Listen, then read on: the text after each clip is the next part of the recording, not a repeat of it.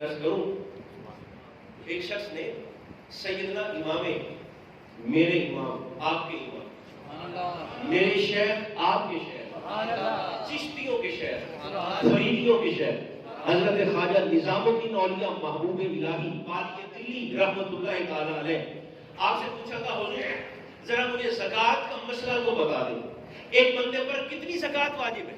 تو محبوب الہی نے فرمایا تجھے شریعت کی زکوٰۃ بتاؤں، طریقت کی زکوٰۃ بتاؤں یا حقیقت کی زکوٰۃ بتاؤں؟ کون سی زکوٰۃ کا مسئلہ پوچھنا ہے؟ وہ سائل بھی سمجھدار تھا، اس نے کہا حضور مجھے تینوں کا مسئلہ بتا، شریعت کی زکوٰۃ کتنی ہے، طریقت کی زکوٰۃ کتنی اور حقیقت کی زکوٰۃ کتنی؟ محبوب الہی فرمانے لگے شریعت کی زکوٰۃ یہ ہے اگر تیرے پاس 100 روپیہ ہو تو شریعت کہتی ہے 2.5 روپے زکوٰۃ کے دے دو، 97.5 اپنے پاس رکھ دو، شریعت کی زکوٰۃ۔ طریقت کی زکوٰۃ یہ ہے کہ 2.5 روپے اپنے پاس رکھو اور 97.5 لوگوں میں تقسیم کرو۔ اور حقیقت کی زکوٰۃ یہ ہے کہ 100 کا 100 مخلوق پہ خرچ کرو اور پھر اللہ کی رضا کے لیے اپنے وجود کی بھی بالی لگانے پر تیار ہو۔ یہ حقیقت ہے۔ مال بھی قربان ہو جائے، جان بھی قربان ہو۔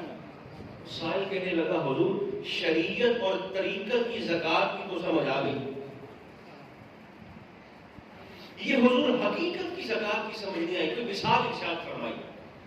تو محبوب الہی نے مثال کیا دی، آپ نے فرمایا یاد کرو ایک موقع حضور کی سیرت طیبہ میں حیات مبارکہ میں ایسا بھی آیا کہ جب حضور نے حکم دیا کہ میرے دین کو ضرورت ہے اپنا مال پیش کرو، کوئی کچھ لایا کوئی کچھ لایا، کوئی کتنا لایا کوئی کتنا لایا، کسی نے کچھ دیا کسی نے کچھ دیا، لیکن آپ نے فرمایا صدیق اکبر رضی اللہ تعالیٰ عنہ آپ نے گویا حقیقت کی زکوٰۃ ایسی ادا کی اپنے گھر کی دیواروں پر ہاتھ مارتے تھے کہیں سوئی بھی باقی نہ رہ جائے، سارا مال کھا کے حضور کی خدمت میں پیش کر دیا، مال تو قربان کر دیا مگر مال کی گٹھڑی سامنے رکھ کر حضور کے سامنے کھڑے ہو کر کہنے لگے حضور میں اپنا جسم اپنا وجود اپنا لباس اتار کر ٹاٹ کی موری پہنتا ہوں اور سرکار میں اپنے وجود کو بھی بک جانے کے لیے بیچے جانے کے لیے آپ کی خدمت میں پیش کرتا ہوں،